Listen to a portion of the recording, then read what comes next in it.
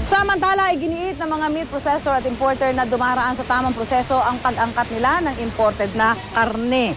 Kaya hindi raw nararapat na 100% ang inspection ng Bureau of Customs na nakaka-delay daw sa pag-release ng kanilang mga produkto. May live report si Chino Gaston. Chino? Yes, Susan, umaalma ang meat processor at importers ay pinatutupad ng 100% inspection ng Bureau of Customs sa lahat ng container van shipments na imported meat products kasunod ng bantang pork holiday ng hog raisers dahil sa meat smuggling. Hindi raw sapat ang tauhan ng customs para gawing mabilis ang inspeksyon.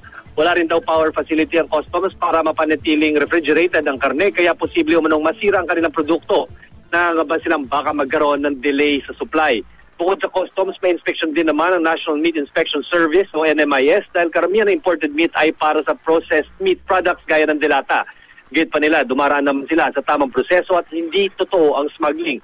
Congressional inquiry naman ang isa sa mga nakikitang solusyon ng Bureau of Animal Industry para mahukay ang ugat ng di umano'y over-importation at smuggling ng manok at baboy na reklamo ng hog at poultry raisers. Wala rin daw magagawa ang BAI kapag itinuloy ng hog and poultry raisers ang bantang holiday. Sa ngayon, 165 hanggang 170 pesos ang kilo ng kasim o pigi, habang 180 naman ang liempo sa Kamuning Market.